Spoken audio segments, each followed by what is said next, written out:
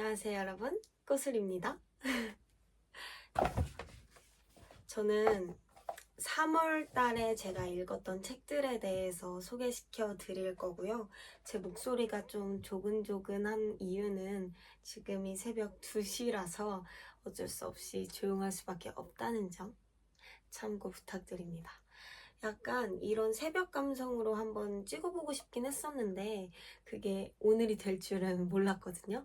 사실 오늘이 아니면 찍을 수 있는 기회가 없을 것 같아서 이러다가 3월달 편을 놓치는 게 아닐까 싶어가지고 지금 찍게 되었습니다.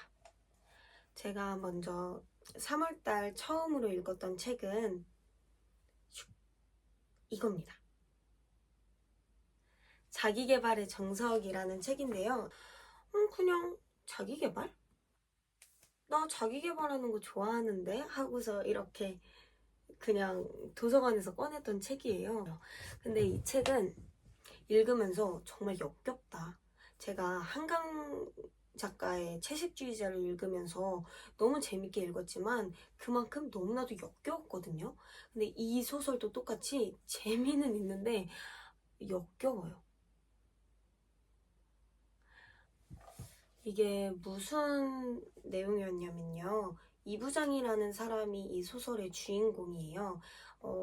대기업 부장이기도 하면서 기러기 아빠인 역할을 수행하고 있는데요. 삶에서 재미를 찾지 못하는 사람 중 한 명이었어요. 삶에서 행복을 1에서 10으로 정한다면 나는 3 정도 되는 사람이다 라고 스스로 얘기를 하는 사람이었는데요. 이 사람이 전립선염이 걸린 거예요. 그래서 혼자 마사지를 하게 됐어요. 저도 정확하게는 모르지만 소설에 따르면 그 병에 걸리면 이제 의사가 이렇게 손가락을 넣어가지고 막 마사지를 해준대, 전립선 마사지를. 근데 이게 혼자서 이렇게 마사지를 기계를 사용해서 하면 기구. 근데 이게 혼자서 기구를 사용해서 하면 점점 더 빨리 좋아질 수 있다고 해가지고 이 사람이 그 기구를 쓰면서 이 사람의 인생이 달라집니다. 처음으로 오르가즘이라는 것도 겪으면서 세상이 아름답게 보이는 거죠. 참 마지막까지 참 역겨운 소설이었어요. 이게 마지막에 대한 내용을 말씀드리기는 이 소설을 읽으실 때 재미가 없을 것 같아서 말을 아끼지만 역겨운 소설 좋아하시면 읽어도 될 것 같은 느낌? 채식주의자 재밌게 보셨으면 한 번쯤 읽어도 저는 괜찮을 것 같아요. 근데 참 제가 요 메모장에다가 끝까지 역겨운 소설 이라고 적어놨거든요. 그리고 두 번째로 읽은 책은 최재천 교수님의 최재천의 공부라는 책을 읽었어요. 이 책은 제가 정말 강추드립니다. 사실 지금 교육이라는 게 현 시대의 화두가 되었다고 생각을 해요. 옛날의 배움을 잊고 현 시대에 맞춰서 다르게 교육을 해야 한다. 이런 의견들, 주장들이 많이 나오고 있는 추세잖아요. 그래서 뭐 한국의 입시 경쟁은 없어야 한다. 한국에서 살면 안 된다. 약간 이런 말도 되게 많이 나오잖아요. 근데 최재천 교수님의 말씀이 너무 좋았던 게 최재천 교수님은 교육관을 그렇게 가지고 계시더라고요. 그러니까 우리가 지금 과목을 따로 나눠서 배우는 거는 옛날 방식이다. 우리는 모든 과목을 한꺼번에 종합해서 이 세계에, 이 사회에서 살아갈 수 있는 방법을 창의적으로 생각할 수 있는 힘을 가지는 게 지금 교육이 해야 할 지점이다 라고 말씀을 하시는데, 저는 애초에 제가 최지천 교수님 유튜브 자주 보거든요. 평소에도 존경하는 분이기도 해서 되게 와 멋있다 존경심에 아우러서 이 책을 보긴 했는데요. 정말 너무 술술 잘 읽혔던 책이었어요. 저는 뭐가 좋았냐면 사람을 고만고만하게 키우는 건 누구나 다 하지. 영국과 독일의 교육은 학생에게 자유를 많이 주니 그 속에서 진짜 될성 부른 나무는 쭉쭉 뻗어나갑니다.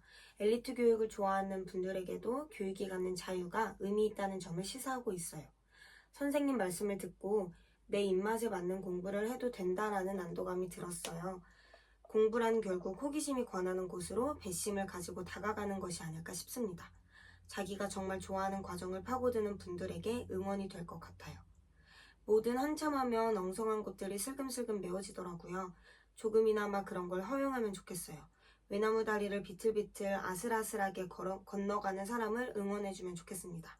마음을 졸이며 바라보더라도 저 녀석 보게 결국엔 건너갔네 라고 말하는 뿌듯한 경험을 나누고 싶습니다. 그렇게 하면 안 돼, 균형을 잡아야 돼, 실수하면 안 돼 라는 말만 하고 외나무 다리를 건너가도록 도와주지도 못하면서 준비만 잔뜩 시키는 그런 교육을 이제는 그만해야죠. 저 이 구절 보고 너무 위로를 받았어요.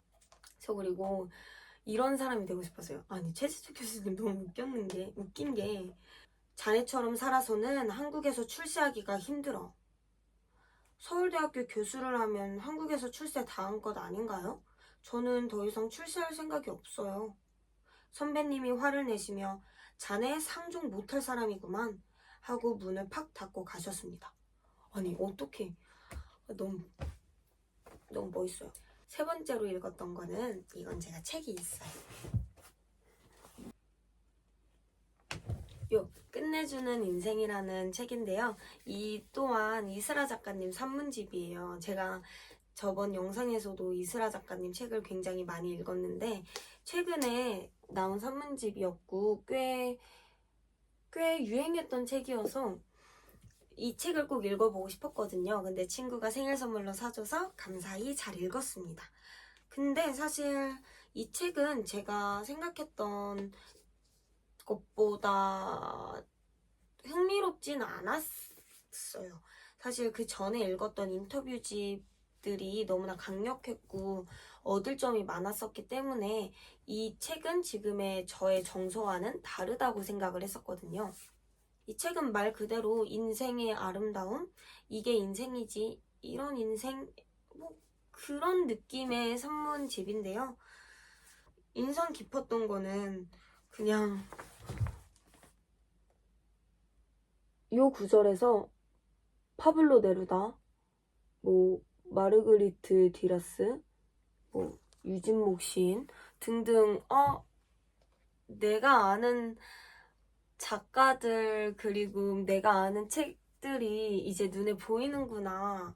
여기에서 말씀하시는 것들이 이제 내가 아는 거라서 잘 보이는구나. 나도 이제 책을 읽는다고 자신 있게 말할 수 있겠다 라는 그런 생각이 들어가지고 그냥 기분 좋았던 그런 기억이 있습니다. 이 책보다는 개인적으로 깨끗한 존경, 그게 더 재밌었습니다. 그리고 네 번째로 읽었던 책은요, 이겁니다. 이반 일리치의 죽음이라는 책인데요. 이 책은 그냥 도서관에 가서 꽂혀있길래, 신작 도서에 꽂혀있길래 읽어봐야지 하고 딱 꺼냈는데 생각보다 얇은 거예요. 그래서 괜찮다 해서 빌려서 바로 그날 한 2시간 만에 다 읽었어요. 저는 이반 일리치의 죽음을 친구에게도 추천을 해줬는데 그 이유는 일단 이 책을 읽으면 왜 우리가 고전을 읽어야 하는지에 대해서 깨달을 수 있다고 생각을 해요. 우리가 고전을 읽는 이유는 저는 깊이가 다르다고 생각을 하거든요. 정말 재미로 읽는 책과 재미 플러스 우리에게 생각을 좀 철학적으로 생각을 주입시켜주는 책이 참 깊이가 있다고 생각을 하는데 이 책이 딱 그러한 책이었고요. 너무 신기하게도 아직 죽음을 경험해 보지 못하셨을 텐데 어떻게 이렇게 죽음에 대해서 심리적인 묘사를 상세히 쓸 수 있는가, 이게 이 책을 읽으면서 가장 궁금했고요. 그렇기 때문에 그런 심리 묘사가 너무나도 잘 되어 있고 죽음이라는 거에 대해서, 사람이라는 거에 대해서 다시 한번 생각할 수 있도록 해준 책이 이 책이었기에 저는 이 책을 굉장히 추천합니다. 이건 진짜 읽으면 너무 좋을 것 같아요.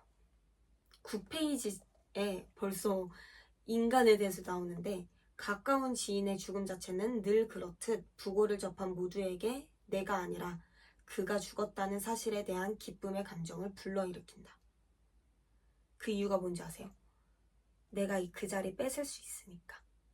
돈, 명예 이런 것과 관련이 되어 있는 거죠. 참 안타까운 현실이라고 생각을 했습니다. 이거 진짜 재밌어요. 이건 진짜 추천드려요. 이렇게 저의 3월달 책 소개를 마쳤습니다. 저는 이제 씻고 잘 거예요. 4월달에 벌써 4월 11일인데 책을 한 권도 못 읽었어요. 열심히 읽어보도록 하겠습니다. 안녕.